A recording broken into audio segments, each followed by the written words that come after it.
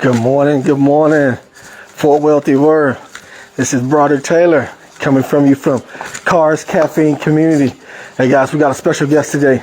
Welcome aboard. We got the youth pastor, the man, the myth, the legend, Mr. Aron. How you doing, bro? Give me some love. See you guys. All right, come on in.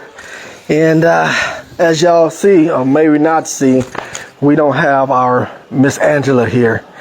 Miss Angela has commuted back to California. So we're not on YouTube yet, but we're going to film this and record it, and we'll put it on there.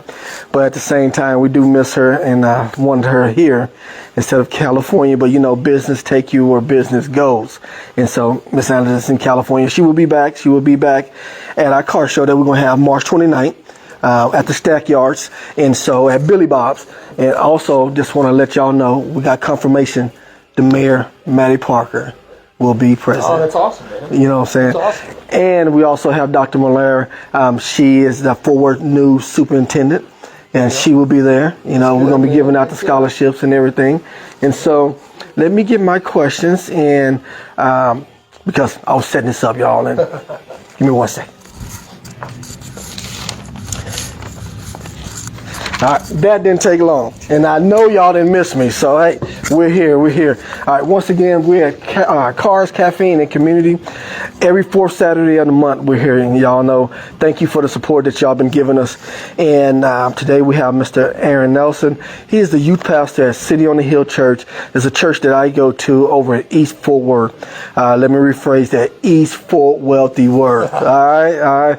I still slip with it, you know, but we will catch on as we go. All right, Mr. Aron, tell us a little bit about yourself. Yeah, so my name is Aron Nelson. I am the student minister at City on a Hill. Our youth group is called City Lights. All right. It is from sixth grade, grade 6 through 12. Okay. And we meet twice a week. We have different events that we do, summer camps, fall retreats, campouts. Yeah. Too cold. Right. So a little bit about me. My wife is named Aron also. So it's Aron and Aron Nelson. We've been married for almost 5 years. Okay. And then my son, Shepherd, we've got one boy. He is 2.5, somewhere around there. So Okay. he's actually running around here somewhere. He loves cars. Man. This is what I'm talking about. Place. Yeah, man. That's what I'm talking about. Grew up in Fort Worth or around this area. Went to school in Arlington. Okay. But we moved a lot, man. I was all over the place. Right on. In Florida for a couple of years, but other than that, it was just in Texas. Okay. Just around. So what school in Arlington? I didn't know. Arlington High School. Yeah. Okay. I thought you was Oklahoma. Cause I know you. No, Aron. My wife is from Oklahoma. Oh, okay. Yeah, I told myself, man, I'm like a fifth generation Texan. Okay. There's some pride there, right? Right. I told myself, I was like, I will never marry a girl from California or Oklahoma. There's just something. There's something about Texas, especially Californians, but beef with Oklahoma. I think it has to do with football. Yeah. I was like, I'll never.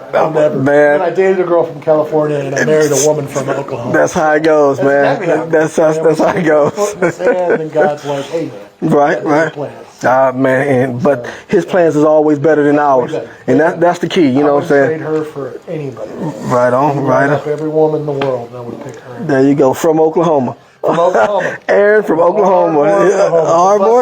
The bustling metropolis of Ardmore, Oklahoma. Right on.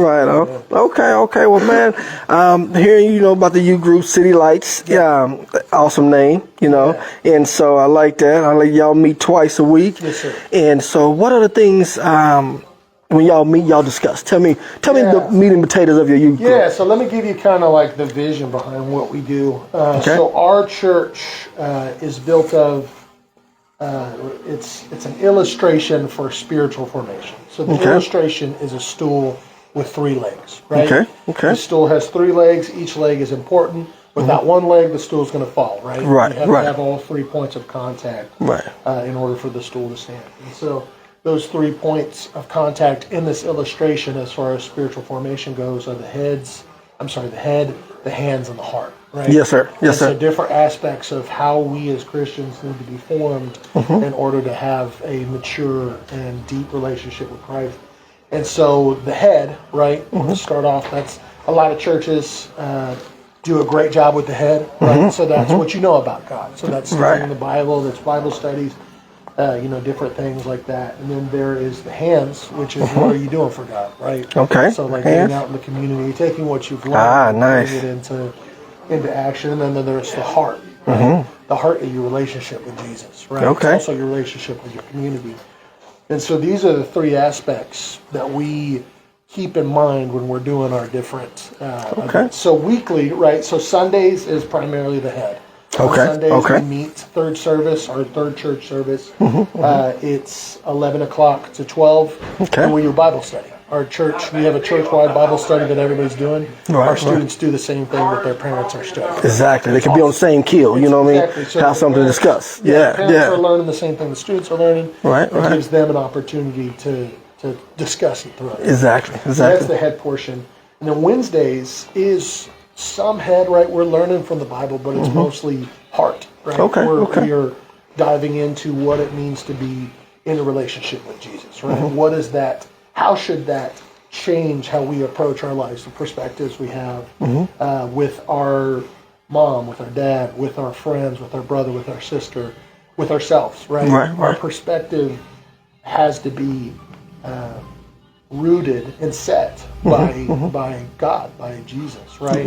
Right. And so that's all part of the sanctification process, right? Becoming a deeper Christian. And so learning these perspectives and diving into that, right? That's Wednesdays. Okay. And then, so that's the head, head and heart. Our weekly stuff. And then hands, we'll throw it in there every once in a while. Right on. Well, I tell you what, man, I worked with you at the with the kids a little bit on Sundays, a little bit on Wednesdays. But man, I think when I first went down there, we got balls thrown around. We have so much. So it's not just Bible study. You know what I'm saying, dude? Y'all having fun. Y'all shooting basketball, football. I mean, it's a lot. We have what is that? The disc golf course out there. I mean, y'all are doing a lot of good fun things. My secret. All right, talk to me. I'm a big kid. Oh, there you go. I'm a big kid. I like to have fun. Hey, throw dodgeball. I like to play basketball. I like to do all those things. Right. That's what a lot of them, that's what brings them in. Yeah. And then the learning is what keeps them. Right? Exactly. So they come with their friends, and it's like, man, this is cool. There's pizza, whatever, there's snacks. Donuts, of course. Yeah, you know what I'm saying? We play a game together. I'm getting to hang out with my friends. We're playing basketball, whatever. They get to talk to people. But then they stick around, and then they hear a message, a deep message, or learn something different that they've never heard before. That's what keeps them. But man, we have fun. I know, man. I witnessed it. And some of these messages that y'all teach, the youth are able to go apply it. Yeah. And they sometimes they don't go apply it until they see it. They be like, wait a minute. Yeah. Hey, Brother Aron just mentioned this, and they able to see how the Bible is life. You know what I'm saying? Man, if I'm teaching, or any of us are teaching anything that we don't do, right. And if I'm telling a student like, hey, your secrets make you sick, like it's the things that you've done that you thought I can never tell anybody this. Those make you sick. Right. And if you never seek a place or take the risk of finding a safe person that you can tell this stuff to, and love you through it and process it with you, and walk with you. And for these students, it has to be somebody older, right? Right. If they're trying to process this stuff with somebody their age, that kid knows nothing. And that's not. That's the life. That's just the way it is. They don't have wisdom, so they need that wisdom. Right. To help process it with them. But back to what I was saying, if I'm not doing it, if I'm not practicing that in my life, if I'm keeping secrets and I'm sick, I'm getting up on stage and telling these kids like, oh, you got to be honest and you got to tell your secrets. Well, they're going to look at me and be like, you're not doing it. So why would I do it? Exactly. And so it's got to be real life. I have to be practicing this stuff. And it's biblical. It's everything that Jesus has told us in His Word to help us to walk through this life with a deep consciousness of who He is and who we are in light of that. And if I'm not walking that, then I am spiritually bankrupt. Exactly. I'm writing checks that it's bouncing. my spirituality can't. You're right. We want to say it the right way, you know what I'm saying? So, I got you. So, Man, that's some good stuff. But I know I have had the pleasure to known you, I want to say close to the whole 5 years, but and we don't have some conversation prior to that. But let's dive in. How did Aron Nelson become Pastor Aron Nelson, a youth minister in Nelson? How did that come out? What was your walk? What was your will? I grew up in I was a pastor kid. Okay. Right? My dad was a worship pastor growing up. Okay. And I was always, going to worship practice with him. I was always up at the church during the week.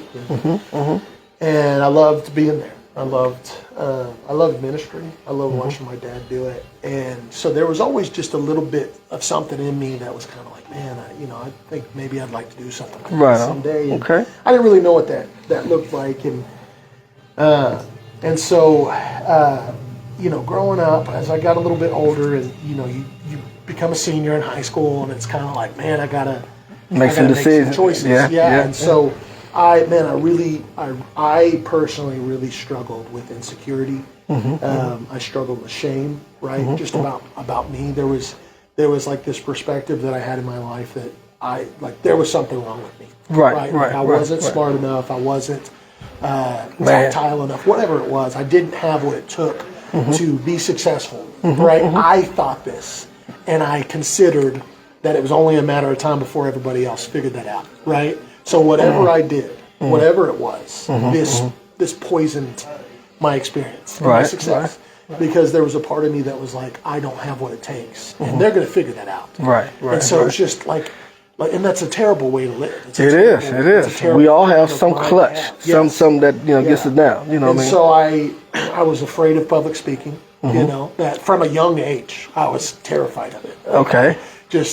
But you seeing Dad do it, you just. My dad's doing it. It just wasn't you. I wanted to sing, but it just scared the crap out of me. And now you're a musician. Right? Musician, and I'm on stage. Just outstanding. Exactly. So I decided, like, man, I guess, I kind of want to, I'm drawn to ministry. I guess I'll just try to be a worship pastor. Like, I guess that's kind of, when people ask me at least. As a senior, that's what I'll tell them I'm going to do. Okay. And so I went to a college for, I got a D3 football scholarship, which is not a scholarship at all. It's just them saying, hey, you want to come play football here? Right on. You can pay full price. I'm going to keep the word scholarship on there, man. I'll make it look good. It's a scholarship. Feel good. Exactly. You know what I'm saying? Figure out that they have nothing to offer you. So I went to the school. I flunked out. I wasn't ready for it. Flunked out. Right. Came back home, was living with my parents. I got a job at a restaurant and was just kind of there, man. I started working hard. I've always been a hard worker, man. Almost to my detriment. And started working there and just kind of did that, man. Did that for 5 or 6 years working in the restaurant. And just kind of, stagnant, not really going anywhere, man. And I was good at my job. I was good at whatever aspect I did. And so I started to be like, man, school's not really working out. I struggled in school. I also just struggled to have the correct mindset. I wasn't doing it because I wanted to learn. I was doing it because, I've been told I got to go to college to get a good job. So I didn't have the proper mindset going into it. So tried school out in a couple different ways and just never really happened. So I'm in this restaurant. I've moved up and to the top that I could without moving into management. And I had even tried management out in a couple different ways. They called it key management. It's like you would fulfill the tasks on a night of a manager, but not in like an authoritative kind of way. It was just kind of like I was doing table visits. Stuff Right. I just kind of got to the point where I was like, man, if I'm doing this, like I might as well be moving up. Like I might as well, my time, I'm making money, but I might as well do the next step. But think about restaurant business, man, especially like a corporate restaurant, is when you start out in management, it's a butt whooping. Right, I can imagine. Long hours for little pay. Right. So I went from being a server where I had very little responsibility, very little. I wasn't working as much and making double the pay, to being a manager where I was working double the hours, double the responsibility, half the pay. Right. Plus corporate life. Plus, exactly. Plus, it's kind of like, man, I always wanted to have a family. I always wanted a wife. I always wanted kids. Okay. And if I'm a manager at a restaurant, I'm going to be working primarily on the weekends and nights. And those the busy times. Those are all times when family time happens. Gotcha. And so I felt it felt against the grain to me. You know, I was insecure as well. So it's hard to lead when you're insecure and you're not processing those things with somebody and growing, right? And then shame. So 5 years or so with that, and now you're finding yourself at City on the Hill. So how did that? So yeah, I got you, bro. Okay, so, no. So I meet Aron, right? Okay. I meet my wife. Okay. And here in Texas, or Oklahoma. Here in Texas. Okay. In Denton. I lived in Denton at the time. And so okay. Aron and we hit it off, man. And I knew she was the one. Like very quick, I knew she was the one. I accidentally told her I loved her like 2 weeks in. Wow. And I was staying in the car. I had already decided it. Okay. And she's getting ready to leave for work or something. And I had decided I loved her, but I was like, man, I don't want to tell her yet because I'll freak her out. Oh, yeah. But I was saying goodbye to her and it just slipped out. I was like, all right, I'll see you later. Love you. And I realized I said that. And then she looked at me and realized I said it. She literally started the car and peeled out, bro. Like, no joke. She's just like, oh, okay. But that's very much her. Yeah. Anyways, the next day she's like, hey, so you want to talk about that yesterday? I was like, yeah. She's like, I love you too. So anyways, we get married, and I'm still serving tables. Right? I'm sorry, but you're fine, man. Oh man, a little tear coming in the eye, man. But that was funny, you know. Yeah. I take care, love you. What did I do? No, man, that's good deal. So I'm still serving tables, man. I tried the manager thing. I hated it. It gets the grain. So I just gone back to serving tables. Okay. I get married. I'm serving tables, and I'm just like, man, she's working a regular job. I'm working nights and weekends. She's working Monday through Friday, 9 a.m. to 5, right? Okay, so our schedules are different. And I hate that, man. I want to be with her, right? And so I'm like, because you love her, you know. I do love her, man. And I also wanted kids. And I'm like, man, this is not. You're probably exactly. Yeah. And so I'm just struggling with that, man, and just trying to make it work. And right on. I try a worship internship. I get an internship at this church, and man, I was being sabotaged. It was almost like self-sabotage because, like I said in the beginning, I was insecure and full of shame.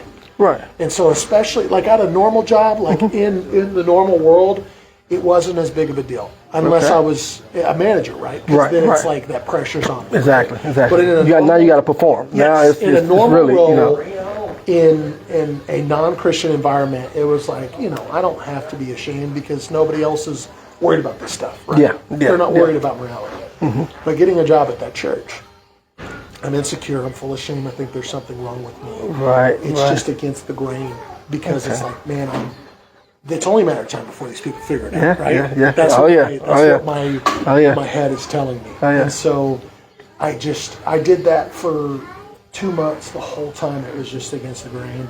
And then COVID happens.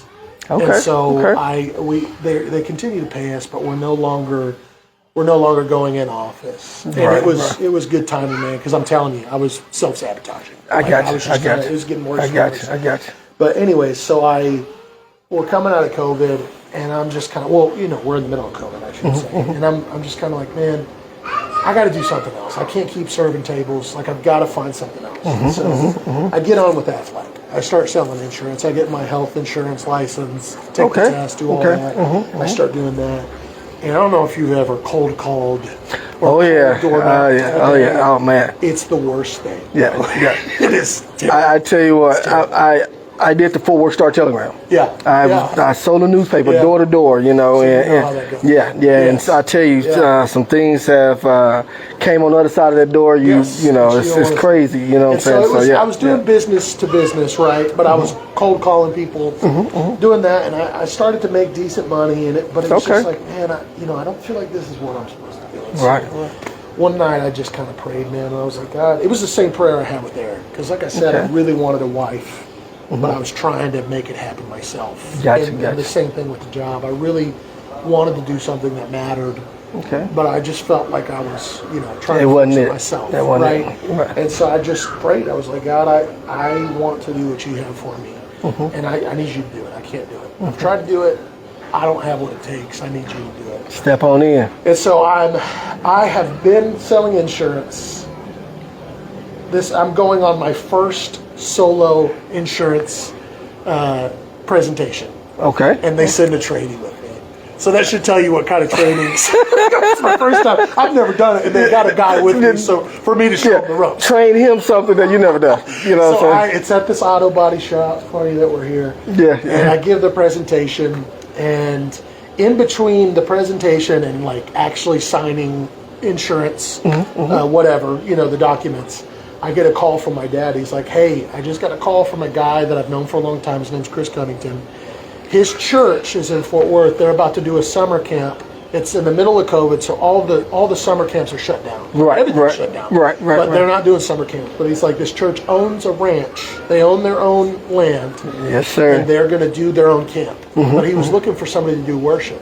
My parents lived far west Texas at this point. So they're like, my dad's like, I can't do it, but I gave him your number. So you're going to go out there and do it. Yeah. I was kind of like, man, like, I guess I'll go out there and do it. So I call Chris right after, and I tell him, man, like, I'm going to, this is, I need to make money, man. Like, I'm struggling right now. This is going to cut into, like, what I'm doing at my job. And so he's like, don't worry, man. We'll take care of you. So I go out to this camp, right? Never met these people. Never been around these people. All right. I go to this camp, and it's just a different atmosphere, bro, than any church probably that I've ever been in. Now I'm going to let the people know Chris Cunnington.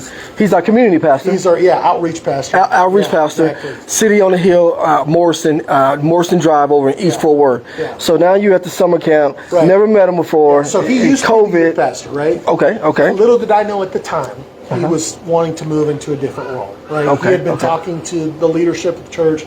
Okay, youth ministry, I'm tired of it. I'm more outreach minded. I'd like to move into that role. Okay. So they're looking for somebody. Okay. And so I come in and I hit it off with everybody, bro. The kids, the adults, and I love it. I love the culture of our church. I still do love the culture. Exactly. But it was like a breath of fresh air at the time.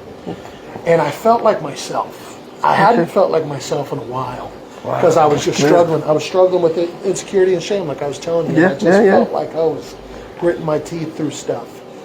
And so I go and I love it. I hit it off. Okay. I tell Chris at the end, I'm like, dude, if you need anything, bro, you just holler at your boy, Right. And he's like, well, why don't you come back? That was high school camp. He's like, why don't you come back in 2 weeks and do middle school camp? And I was like, done, bro. I'm there. Right. And so I come back from middle school camp, same thing. When I walk in the door, all the high schoolers from high school camp who came to volunteer all ran up to me. They're like, Aaron, what's up? These kids for like 4 days. But now y'all brothers, you know what I'm saying? Yeah. Hit off. And so had a great time at middle school camp. The whole time we were there, after it was over, there were adults, leaders from that camp going back to Derek, who is our senior pastor, right? And telling him, like, hey, man, there's this guy named Aron. And he connects with the kids. Guy who wears shorts all the time in the winter. Shorts and flip flops all the time. We have the pleasure with him having pants on. I've been knowing him for 4 or 5 years, and I think maybe the third time, fourth time. Probably the third time you've seen the pants. With pants on, you know what I'm saying? So I was working on my chicken. I got you. But so Derek, I finish up camp, and I'm kind of sad, man, because I'm kind of like, man, we lived in Denton at the time. I was like, man, there's something special about this church. There's something special about what they're doing there, and I want to be a part of that. And so I get back, and I'm telling my wife. My wife does not like change. My wife wants things to be the same. Right. Familiarity. Yeah. I like change. Right. Hey, bring it. And so I get back, and I'm just telling her, like, man, this church is awesome. It's so cool telling her about all the experiences I had. At the time, I was doing worship for a youth group in Denton. Right, we had a great church in Denton. And it was an awesome church. Right. Sitting on the hill better. But just saying. And I love the youth group, and I was leading 6th grade boys there, and I enjoyed it. I connected with the kids at that church in Denton. But anyways, I get a call from Derek one day, the senior pastor at City on the Hill. He's like, hey man, my name's Derek, senior pastor here. Heard a lot about you.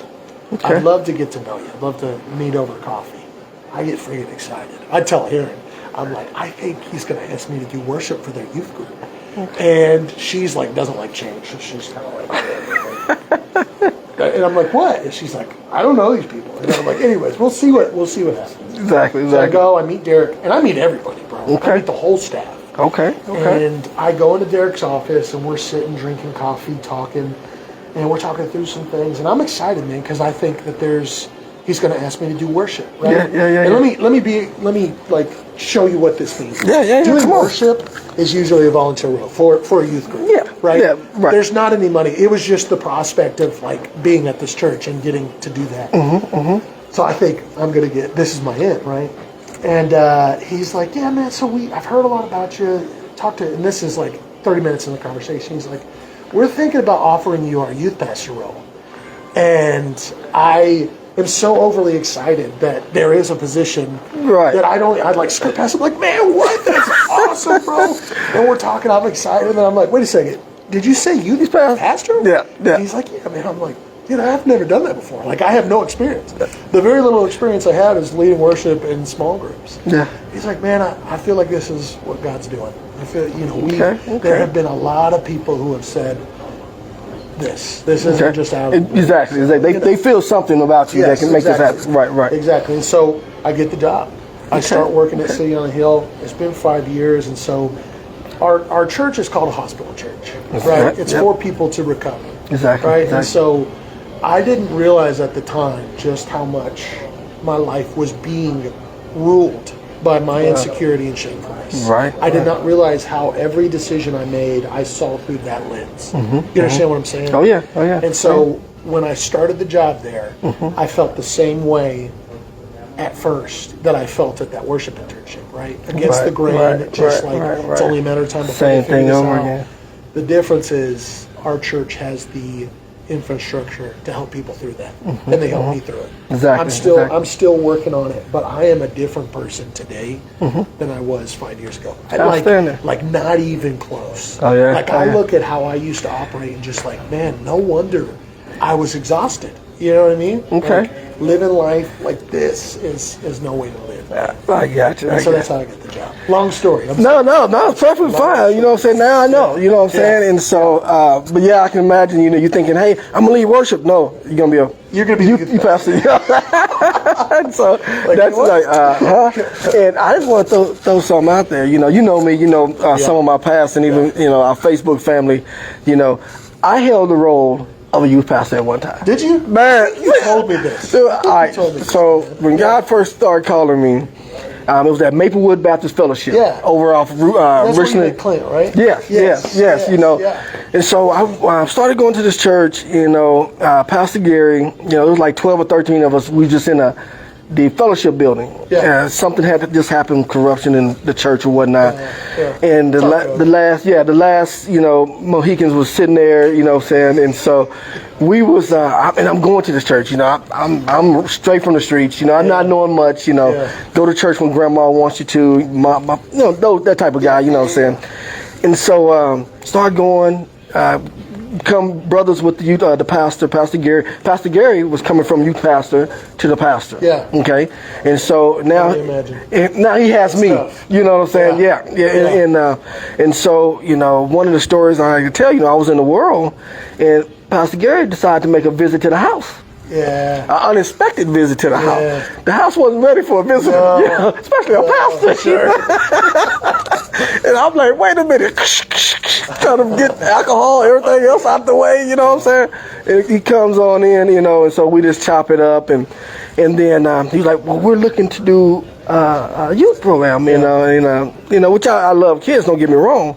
And this is going to dive into some of the questions that I have for you. Yeah. And so we had a room.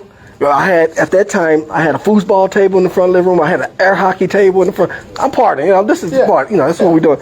Donated out to the youth group. Wow. So now we're about to start it. We got a room, we're going to decorate, we're going to have all this fun. Yeah.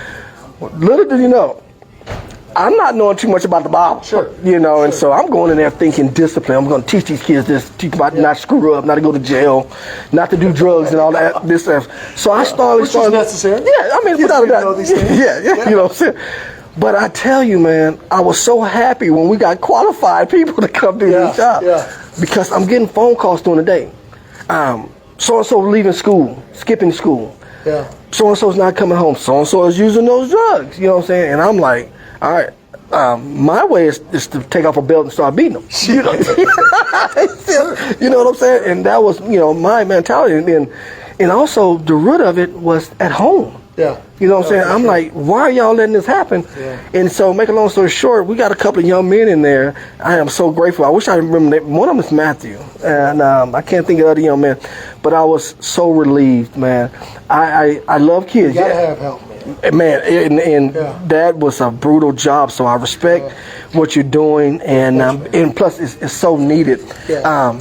I just wasn't equipped, man. Yeah. That wasn't. I believe it takes special kind of people, man. It does. Yeah. It does. No doubt about it, man. I was like, this is, And I'm not just talking about being a youth pastor. Yeah. Like God has uniquely gifted me. Right.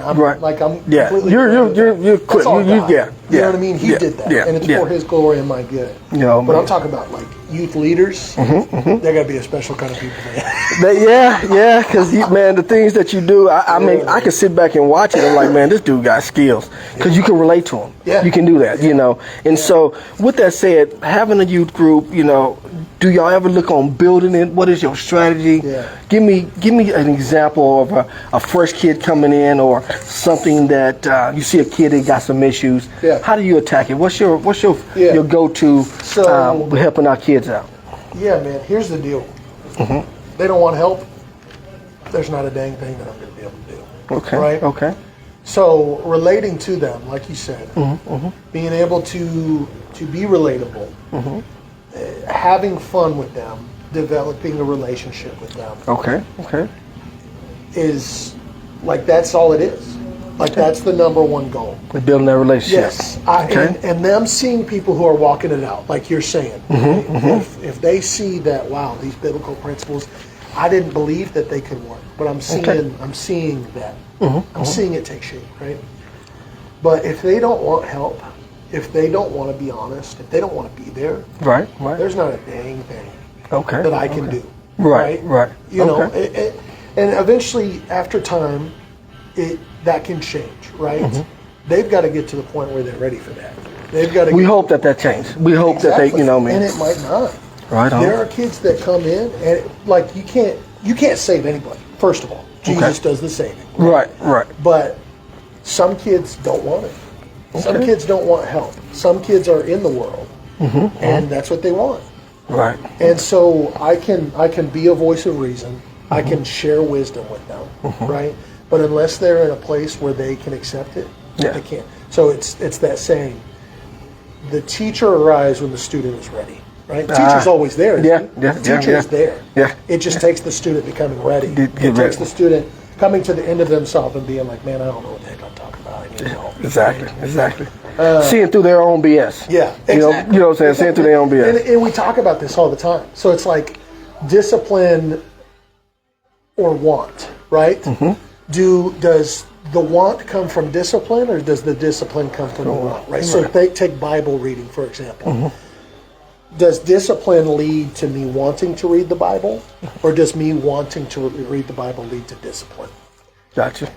I think it's the want leads to the discipline. Yeah. Until I internalize and understand how beneficial reading the Bible is, and the wisdom and knowledge that comes from it, I can discipline all day long, but it's not going to change anything, right? It's not going to do anything to my heart. So until I want it, until I realize, man, like I need Jesus. I need to know God's wisdom. Right. And that's sanctification, right? A lot of people think when I become a Christian, I'm cured, right? And no, dude, like that's just the start. Now it's all about God chiseling away all the.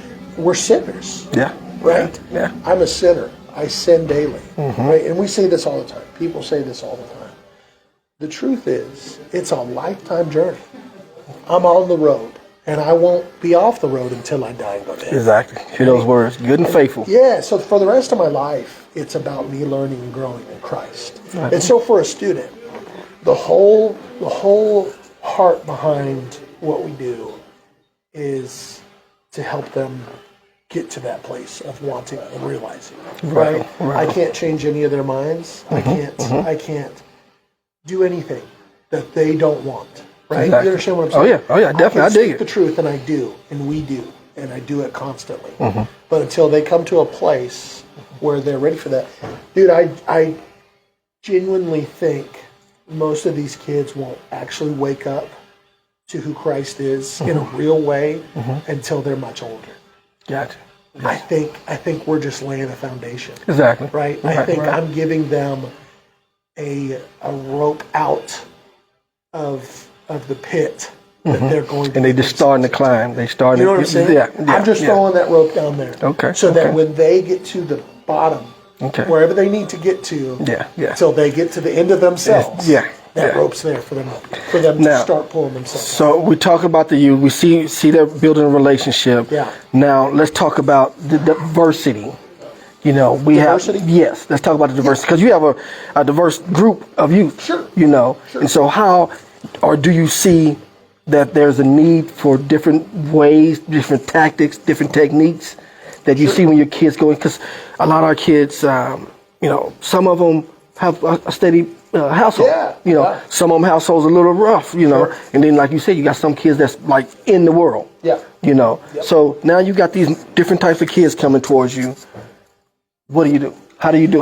So we've got different, just like you're saying, different households, different ages. Right. We're going from 6 to 12. Okay. The difference between a 6th grader and a 7th grader is huge, right? The difference between a 6th grader and a 12th grader is massive. You know what I mean? Like, it's massive between 6 and 7. And we've seen it, bro. My goodness. I like the levels. And I know you're going to talk about it. I like the levels. Yeah. And so there is not a lot I can do to reach every single kid. If I'm looking at it to like, how do I personalize to each one of them?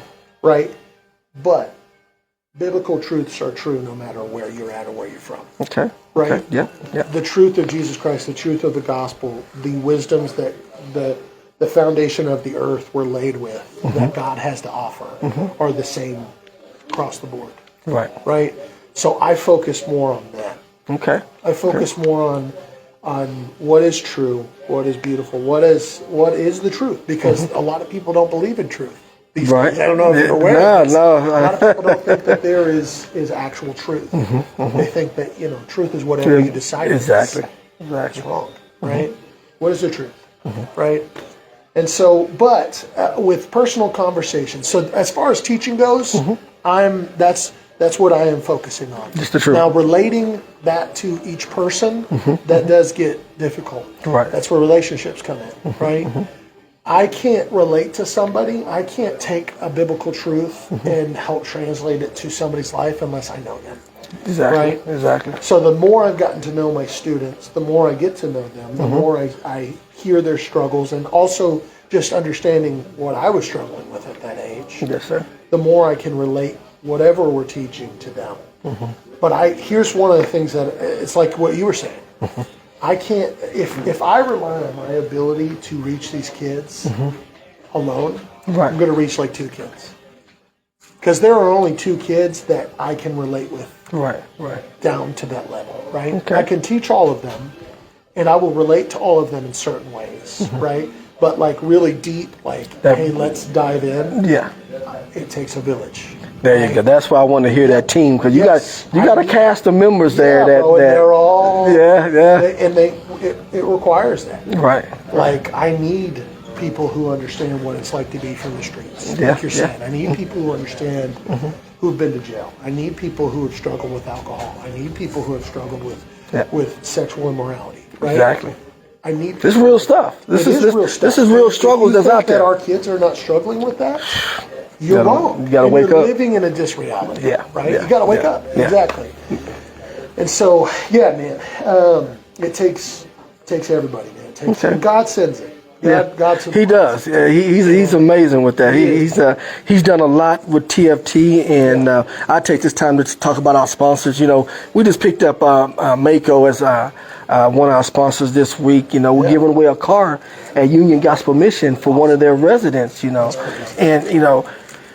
We can't do it alone. You know, it takes a team. It takes people who wants to put out and help in our community. So once again, thanks to all our sponsors. Go to our website, tftcommunity.org or fortwealthyworth.org, and, you know, take a look at our sponsors. And if you want to volunteer, hey, contact us. Start being a volunteer.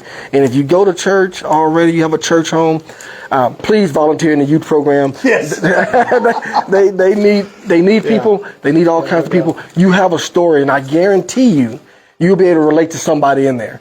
One of those kids was waiting to hear from you. You know, so thank y'all for that little minute. But the next question I want to come in at is, let's just go into the Bible, the truth. We talked about, the word. What one book? You have to put one book. What book is it? Like out of the Bible? Out of the Bible. Yeah, definitely out of the Bible. Out of the Bible. So I'm gonna do one out of the Old Testament. Okay, he went Old Testament. Okay? Yeah, I didn't expect Old Testament. Okay. Proverbs in the Old Testament. Okay, Proverbs. Okay. That's a good starting place. Okay. For anybody, All right. Because it's wisdom. Yes, a lot. It's wisdom. A lot of wisdom. Right on. Okay. And reading through it, you are what you do. You are what you take in. So if all I take in is filth, right? The music I'm listening to, whatever. Right. That'll shape my decision making, my perspective on the world. That's the beauty of the Bible. It shapes your worldview, shapes your mind, right? When you're reading these truths, you keep those truths in your head, in your heart, and then you act them out, or you don't act them out. Right. And then you see the consequences of both. Right. And you can choose for yourself, like, man, I think I'm going to try to do wisdom. I think I'm going to try this wisdom thing out. Right. Everything else been not working, so why not? Yeah. You know what I'm saying? Why not? The thing for students, man, I'm sorry, I'm kind of going off topic. No. For students is they've lived this long. Right. And I'm not saying I've lived very long. Right. Because I haven't. Just longer than them. I'm 30 years old. Right on. My brain has only been fully developed for 5 years, maybe. You know what I mean? But even that, like, I see the difference. And you see the long game a little bit better. As a student, they can't see the long game. No. Because they haven't experienced the long game. Exactly. And a lot of wisdom is delayed gratification. It takes a long time to finally reach the gratification. Right. Right. Okay. Sin is usually quick gratification. Right? Sin or the world. For a moment. Yeah. Bam. Man, that was awesome. Yeah. I want more. Yeah. And then the guilt and shame. Well, yeah. And you know what I'm saying? the other consequences. Yeah, What exactly. goes to my head. Exactly. Right? Yeah. Guilt, shame. Exactly. You know what I mean? So Proverbs in the Old Testament. In the New Testament, here's how we teach on Wednesdays. We go verse by verse through a book. Okay. Right? So I tried for a while to do topical, but here's the thing, like you're saying, we have a vast variety of all kinds of kids who are struggling with all kinds of different kind of things. If I'm going to try to get topical, it's going to be from my perspective, right, and me trying to translate the truth to what I think the students need to hear. And I'm only going to hit like 2 students, right? Because it's going to come from my perspective. Exactly. Going verse by verse, I'm taking the truth that is in God's Word and I'm teaching it. Okay. Right? So I'm not choosing what the students need to hear that week. I get to the next break of Scripture, I read it, I study it, I ask God to enlighten it for me so I can enlighten it for the students. I teach whatever that truth is that week. I got right? you. I got you. So we just went through we are finishing the book of 1 Peter this Wednesday. We've gone through the entire book. Peter. 1 Peter. That's my favorite. I love 1 Peter. I've been told I'm similar to a Peter. You know what I'm saying? You are similar to a Peter. I am too. You know what I'm saying? Because he was a bonehead. Yeah. You know what I'm saying? So, I had to go read Peter because somebody told me that, and she's in there, by the way, Miss Denise. And so she's like, and my brother Dalco, he's a Peter, and so I had to go read it to find out. To see what they were talking about. Exactly. So. But so y'all going through Peter right now, and but I know we're talking about the Bible a lot, but let's get to know the man. Sure. And I know some about you because we've been knowing each other. Let's get into hobbies. Let's get into some of the things that makes you fun. How do you get your? Even though we love doing what we do, working with kids and everything, but we still need something to take the stress off, to relax. What is that for yourself? When I was young, I think it was just trying to distract myself. In unhealthy ways, right? Okay. So I used to watch a lot of TV. I was never a huge video game guy, but man, I just wanted to distract myself. And I think that's a product of our culture and a lot of different factors. Since I've been in recovery and since I've become more healthy, I've replaced bad habits with good habits. Okay. Right? Okay. And so some of those good habits are I like to tinker. Dude, I like to work with my hands. I like to do stuff. You're a doer. I like to garden. Okay. We just bought our first house a year ago, and I had been like just waiting to have my own yard so that I can plant my own garden and feed my family. Exactly. That's, dude, it brings so much, like, what's the word I'm looking for here? Gratification, satisfaction. Yeah, man. It's relief. Exactly. Exactly. Yeah. So much gratification to me, and it's like a picture of wisdom. It's like a picture of delayed gratification. Okay. And you start to appreciate those things. But starting a seed in December and watering it every day, keeping it warm and watching it grow, and then getting to March, planting it in the ground, and just watching just over time. Now all of a sudden I'm eating tomatoes. And the work started back in December. Right. You know, one of the other things that I've been working on, like I said, I've been working on a chicken coop. Okay. I've found a bunch of free supplies. Hey, nothing wrong with free. Oh my gosh. Yeah. It's expensive. I'm all about free. It's a lot of money. But definitely. I was blessed by a few different folks and was able to find sheet metal for a roof. Oh, you want to pull out then? Okay. It's legit, bro. Yeah. That again, and it's like a picture of delayed gratification because I'm putting this work in and I'm enjoying the work. Like I'm enjoying doing the work. I'm learning while I'm doing it. And then I'm going to have chickens. We're going to get eggs. It's going to be awesome. Well, man, you know, that's a good dial-in segment because, you know, when we was going to do our camping this last night, but it was super cold, still chilly outside. You know, today we plan on doing our community garden ribbon cutting. So, and we still have that plan. I believe we're going to do it in April, sometime in April. So y'all stay tuned. So we're looking to teach our kids gardening. We're looking to plant those seeds. You know, fishing, farming fish. You know, and so that's going to be a great time. Kids aren't getting that. These days. Kids are from a very young age. They're being taught gratification, instant gratification. And so they aren't learning that. I was blessed to have my great grandmother in my life, my great grandfather. Okay. They grew up during the Dust Bowl. They had 10 siblings. Right. Some of their siblings died from polio. A different time. A different mindset, a different perspective. And they always had a huge garden. And I got to do that as a kid. I got to see that as a kid. I got to see them planting and eating in the winter what they labored over in the summer. Exactly. And it's real. That's real. And it does something to you in a positive way. And kids aren't seeing that as much. Well, man, we're going to be able to, because we're 2 miles from the church, so we're going to be able to, to provide that for them. That's going to be an exciting deal. You know, God gave us that land. Somebody donated it to us. So we're like, what are we going to do with a sliver of land with a creek going through it? We can't build nothing. Hey, let's do a garden. You know, let's get some kids over there. Let's mentor. Once again, guys, find a way to volunteer. You know, go to our website, go to your church, volunteer, do something. There's a plenty of gardens you can take youth out to, and they can have lessons learned, lessons taught. It's not going to reach all the kids. You know, it's not the most exciting thing that they're going to be wanting to do on a Saturday or whenever, you know. But the ones who do take a little interest, that's what I was always taught, that you pour your energy into. You know what I'm saying? So, one of those other things, just real quick. No doubt. I've got this hat on. It's True Mark. See, that's man. That was there. That's you go. Another hobby. Which is hunting. Right. And I think a lot of people look at hunting for a lot of different reasons. We've got a ministry at our church called True Mark, right? And the whole point of the ministry is to take students, take 13 and up, 13 to 18. If they've got a dad, so this is boys and girls. If they've got a dad comes with them. If they don't have a dad, which a lot of our students don't, they come out and we pair them with a man who's wise and wants to pour into them. And then we teach them how to use a gun safely. We teach them how to shoot a gun at a target and teach them how to aim, and they get to practice at that. Then they get the opportunity to go sit in the blind. Yes, sir. 3 times, because we do it Friday to Sunday.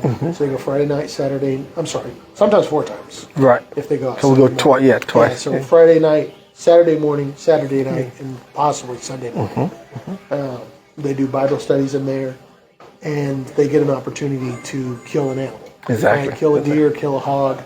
And then we teach them how to skin it. Yes, sir. We teach them how to gut it. And we do a ceremony with them. If it's their first time killing an animal, they get a Bible. And we talk them through how the blood is what pays for sin, right? Exactly. Right. Exactly. So in the Old Testament, they sacrificed animal. Now it's the blood of Jesus Christ. He was our sacrifice. Yes. All atoning blood. Exactly. Of Jesus Christ.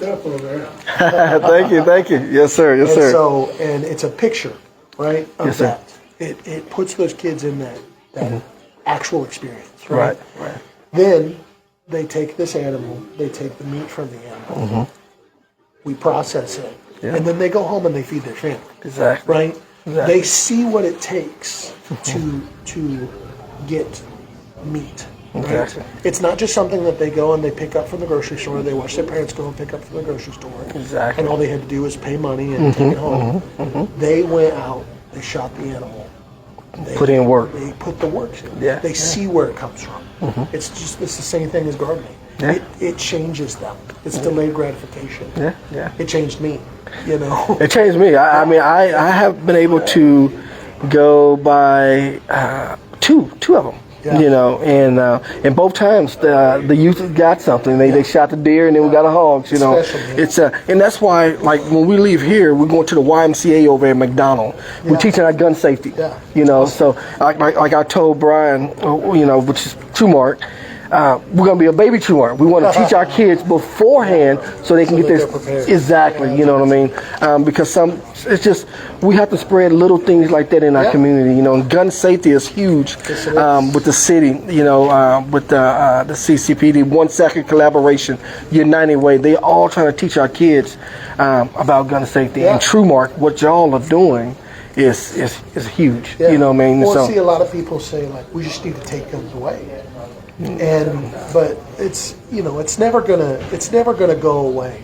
So teach the kid real stuff. Let's learn. It's it's the same thing. It's raising a kid, right? Do you prepare the road for them, which is like you smooth everything over? You never want them to hurt. You never want them to struggle. Right. Or do you prepare them for the road? Exactly. Because the road's always going to be a road, no matter what I, as a parent or as a youth leader, want to change about it or protect them from. How about instead of trying to prepare the road for them, I prepare them for the road? Exactly. Because it's going to have a lot of curves, dips, and that's it's just a disservice. Speaking of the son, one of my questions is your youth group, our church. Would you want your son to go through a program like that? Heck yeah. Okay. See, because a lot of people. Here's the deal. I'm gonna get it wrong though. With him. Right. I'm gonna mess him up. And I'm going to do my best because I love him. Right. But I'm human. I'm flawed. So I'm going to do it. I'm going to do it wrong. He's going to need the church. Yes. He's going to need other people to speak into his life. He's going to need some of the same recovery programs that I've gone through. Exactly. And you want a place for that, for them to go when he gets older. He's, you know what I'm saying? And so we have the pleasure of having the family right here to the right. So you know what I mean? And but I tell you, like I said, just knowing you for the last few years, I've seen the difference. I've seen the growth, from meeting you now. And I want you to tell me, I know it's going to be hard picking one youth, but have you had that gratification of one of your kids that you've seen go from the elementary or 13 to high school? Yeah. What did you get out of that? Have they, Tell me some that's so I've been positive there for about 5 years. Okay. So I have, the first year you come in, you have a new guy, they're seniors, and you develop a relationship with them, but they leave. Right. It's like, man, I'm going to miss them. But it is different when you have a middle schooler and you watch them grow up And you look at pictures of them, like, Yeah. dude, kids grow like weeds. And I know you know that. Right, I know right. that, especially because of my little boy. Right. But it's like looking at pictures of them from last year Yeah. to now. And Yeah. it's like, what the heck What happened? is- It's been a year. And you went from being a little baby to being a teenager. you Exactly. know? Exactly. Who is that one that steps out? And you don't have to mention their name, Yeah, but you yeah. just Yeah, it we makes you got- tear up like, oh, I made him man. grow, you know. There's one girl specifically. One. Okay. And, she's just got a hard life, man. She's her dad is a addict, drug addict. Mom was an addict, but mom's like a freaking superhero now. Okay. Mom's been raising her and has been doing it alone, and is at the church and getting the help she needs in different ways. You know, Right, and stuff. right. But it's a picture of what church community, what a church is. Picture of what community is. The other day, this girl was crying, and I was being a goober. Church, it was a Sunday. Church was happening, and she had her phone out, and I was just messing with her. I was walking by, and I was texting on her phone, like Right. pushing buttons, and she just broke out in tears, and she was like, it's just one thing after the other. And I was like, hey, why don't we go talk real quick? And so I grabbed another female, of course. Right, that's how, I'll yeah, never talk to exactly. A female by myself. Exactly. That's Or just- driving a vehicle. Yeah, exactly. Exactly. Yeah, that's we go through just- that. Yeah, be above reproach. Exactly. And so grabbed June Barker, which is my assistant. She yeah, came yeah, in with me, yeah. and so she starts telling us like the immediate issue. The multitask mama. Yeah, she's great. She's great. She's awesome. Man. Oh yeah. But I asked her what's going on. She's like, I just broke my phone. My mom's going to be really upset, and she's probably going to make me pay for it. And I was like, okay, well that sucks. Right. But like, what else is going on? Because you said it's one thing after the other. So like, what's really going on? Yeah. So she's like, well, my dad is asking if he can come stay with us. Right. So it's her and her mom. And she's like, my dad's asking if he can come stay with us. And, you know, she very wisely is like, I don't want to enable him. I know that he may not be doing drugs while he's here, but that he's either coming off drugs. She's like, last time he was here, he was in the bathroom for an hour. She's like, I know what he's doing in there. This Yeah. girl's 13, bro. And she, yeah. And she's saying, I don't want to enable her or enable him. I want him to feel the pain of his decisions and to reach bottom. Right. And that is So they can grab that rope. So I told her, I was like, first of all, like, that's incredibly mature of you. And I said, that's awesome, but it can also really hurt you, right? If you try to bottle this stuff up, your understanding is at a high level, but if you bottle this stuff up, it's going to come out sideways. Right. I said, we just watched it come out sideways. Yeah.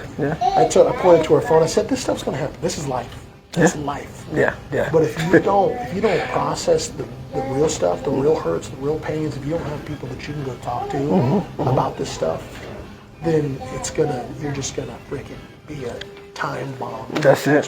So I told her at the very end, she doesn't have a father in her life, but I looked her in the eyes. I said, I love you, and I'm proud of you. And I almost cried. And I'm not like super touchy feely. I'm also not afraid to cry. Right. Show your emotions, and that's what it is. Exactly what you're saying. It's the community. It's the thought of like, if she wasn't at this church, she would be doing this by herself, and she wouldn't have people who can stand in the gap. Exactly. And that's what God intends for the church. That's Standing what He in the intends gap. for us is to be there for each other like that, to stand in the gap. Yeah. And so it's like, her situation is hard. I can't change that. Right. I can be there for her and help her process, right? And that's what it's all about. That's what the kids need. You know, so. Man, standing in the gap. They need somebody. Even as adults, we need people to stand in the gap. 100%. And so, one of the things, like I said, we have seen the difference. I've seen the difference in the youth group with you being there, and I'm thankful for you and your family for being at our church. What is the expectations moving forward? Now, you said, you're setting the bar high. Yeah. You know what I mean? What are you seeing for the future for our kids? Yeah, this is something that we've talked about recently in staff meeting. Number one, we've got our whole group together, right? 6 through 12. We're going to split. We're going to split our middle school and our high schools up. Okay. Because like I said, 6th grade to 12th grade is a ginormous gap. And so when I am teaching, things that affect a 6th grader are going to be a lot different than things that are going to affect a middle school or a high schooler. I'm not going to necessarily go into depth about sexual immorality with a sixth grader. Exactly. A high schooler needs that. Yeah. High schooler needs you too soon. to say, like, hey, dude, get your head out of your butt. Right. You know what I'm saying? So that's the first thing we're doing is going to split those group up. The next thing that we are going to institute is we have freedom groups at our church. That's what the adults go through. That's part of our recovery process for adults, right? Freedom groups. It's a safe group. It's the same people. There are a list of rules and different things to keep it safe, right? And we tried to institute that into the youth group, but it's broken some of the boundaries of a freedom group because it's a different group every time. Right.